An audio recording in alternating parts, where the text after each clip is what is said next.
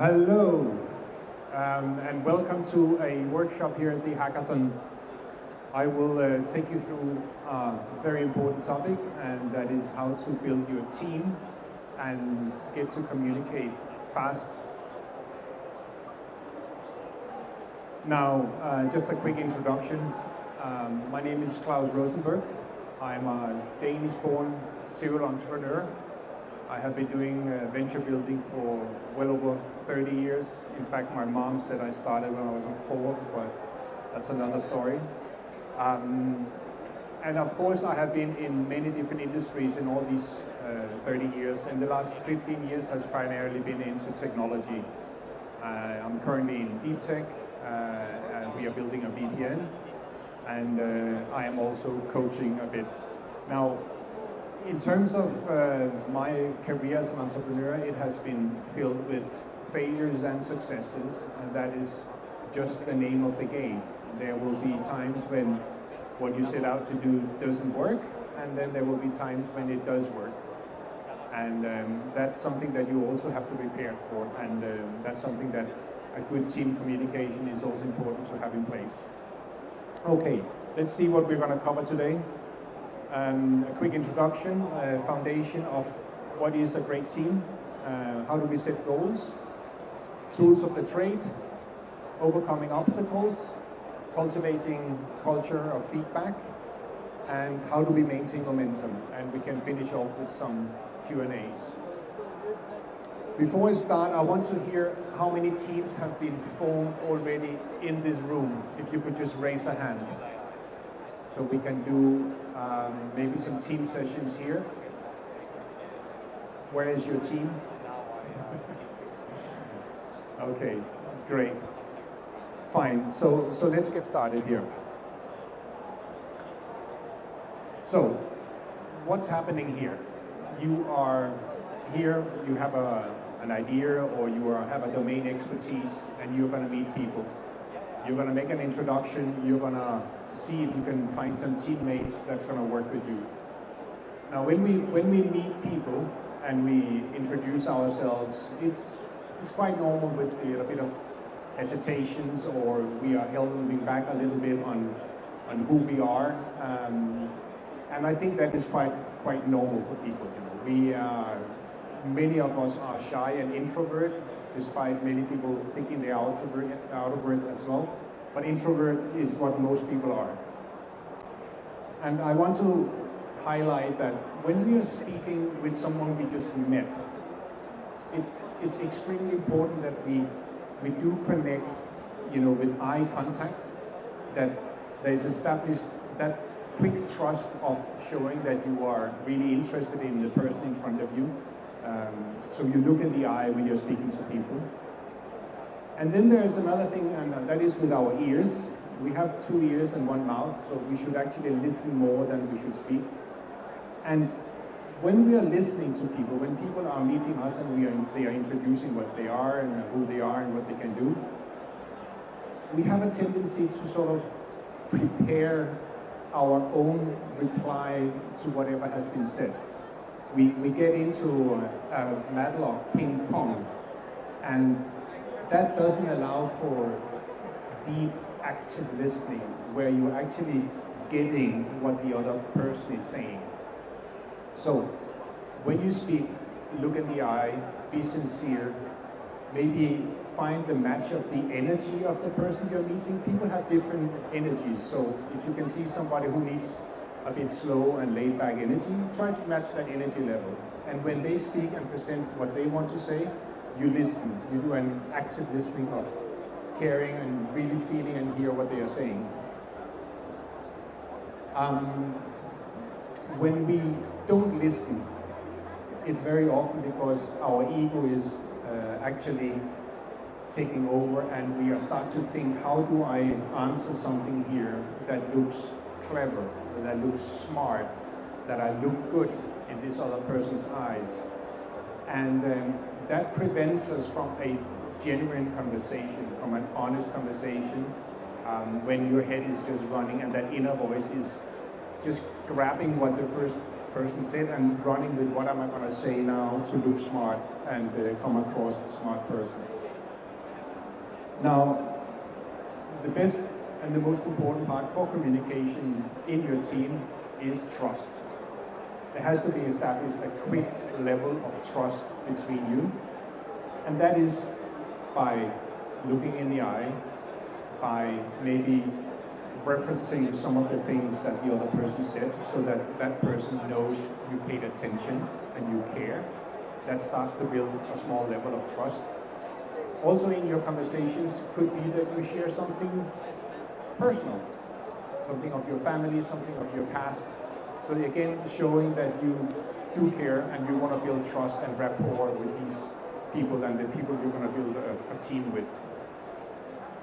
Now, there are two different mindsets, generally speaking, and we have a fixed mindset and we have people with a growth mindset. You are entrepreneurs, you are founders, you are in a hackathon. I bet most of you have a growth mindset, but it wouldn't mean that you would not meet people with a more fixed mindset.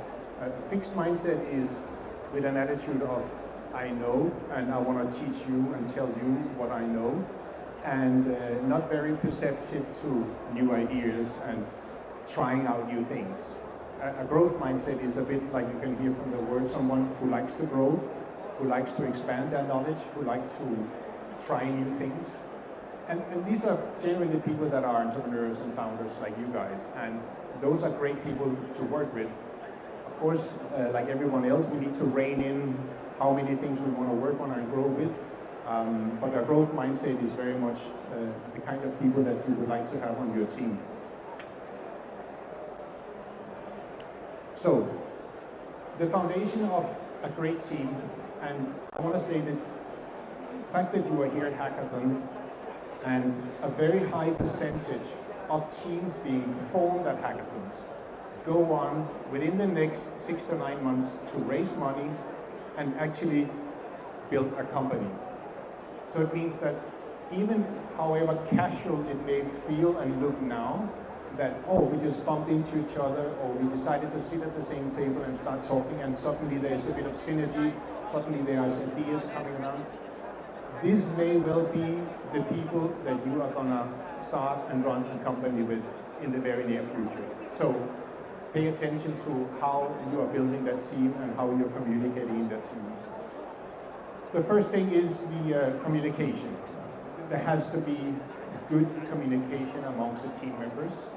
And that communication, of course, is speaking and listening and finding out wherever there is differences and people don't understand what you're explaining, you will try a different avenue. Again, you might have a team that is across different languages, so you decide that English is your common language that you speak and write in your future startup, in your team.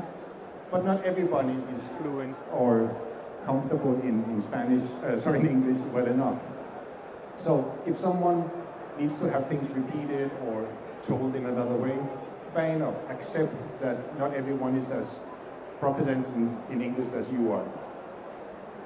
Then there is the collaboration part, and this is where you will work together. There will be things where someone is doing something and the rest of the team is depending on that. Having that responsibility and delivering on that, that is key, and it's so important because sort of the rest of the team is also working on their parts, but they will need your part to move on forward as collective, as a team. So therefore, the collaboration and the respect for your task that needs to be delivered to the team is something that you must have. Then there is the third C here, which is commitment. And this is the fact that you are having a team and you are having other people depending on you. You sort of signed up for this assignment of building a company with your teammates, and that requires some commitment. It requires that you set aside the time, that you turn up for meetings that has been agreed. You, as I said before, you deliver on the tasks that you have taken and that you are responsible for. So it does take some commitment, and you will just waste other people's time if you do not have that commitment. Now, again, we are in the great kingdom of Saudi Arabia, and people are coming here from all over the world, and therefore there are many different cultural backgrounds, education levels of understanding English, etc., and speaking, and that's actually, it's actually a plus. It's a great advantage, diversity, to have people from different backgrounds, male, female, from different religions, different cultures, because it just naturally gives different inputs and different ideas. But it also means that you need to treat these people differently. We say different folks, different strokes. You need to adjust to how people from a different culture speaks or address things. So it's great for diversity and great for your product, great for your team. It just needs to be aware that not everyone thinks like you and act or expect to react like you do. I had an exercise here, but since we don't have so many teams formed live here, I cannot actually see it, and if you are online, it can be difficult. But the exercise was two truths and a lie, and it's a little team bonding exercise where you will get the team together and would each tell two truths and one lie, and the rest of the team will sort of guess which one is a lie. And it was meant to be a small bonding exercise, so I think we just go to the next. Now, setting goals. Goals are super important, as we know. We as human beings, we need a target. We need something to aim for.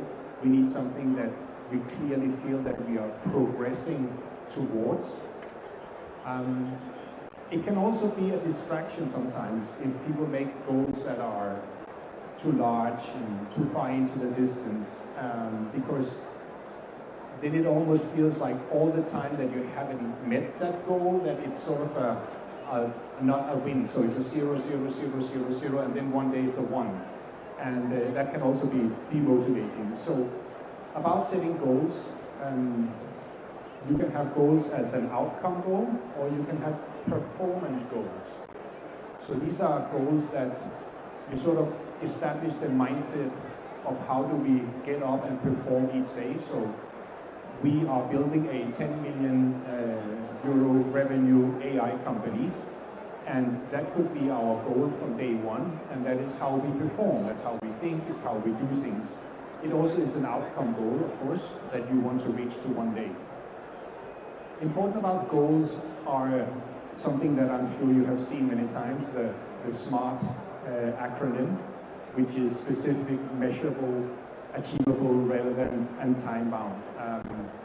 I'm sure most of you, if you're engineers, you have seen this before, but specific, it has to be as specific as possible. It cannot be too fluffy and too vague. It has to be quite specific, so people also know when they have reached there and when they are there that they have reached the goal.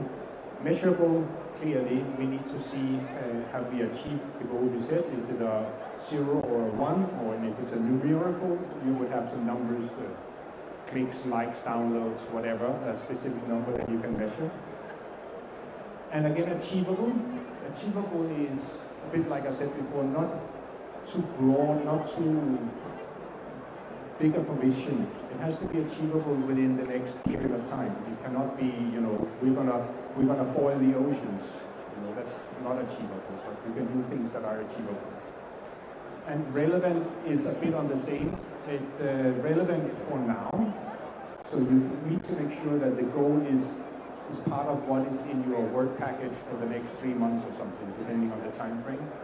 But a goal of an IPO on the New York Stock Exchange in 2029 is not relevant. It's 5 years away, and it is certainly not something that you're going to work on right now. So time-bound as well. The last here is visualizations, and it's not like you wake up in the morning and you visualize that you have a working product and it's going to work, or you visualize that you earned a Tesla for launching your company and it will be in the garage. Visualization here is helping with achieving things. It's the ability that we can see what are we going to build, what are we going to achieve, and what's going to be the outcome of this. And the more you can have a good visualization, and as a team, all, you plaster it around your walls if you're sitting together, or you have it as a screensaver or something, visualizing what you are going to achieve is a great motivator, a great push towards achieving it actually. Again, I have a small team exercise here of, you should get your teams together and try to do a little goal setting huddle, but I think that will be for another time. Okay, this also is not something maybe that you guys are having any troubles with, but this is, I call it tools of the trade. We need to have a digital platform that tracks who is doing what are our goals, what are our projects, what are we working on, what are the milestones, etc. And you maybe know Slack, you have Asana, you have Monday. There is a ton of great tools out there that you can use to project manage and assign tasks and keep track of where people are. And especially now in this world in time of AI, there is so much automations, there is workflows being set up, there is AI to help you with many of the next steps once you have developed the projects and the tasks. And you do have to make use of all of that.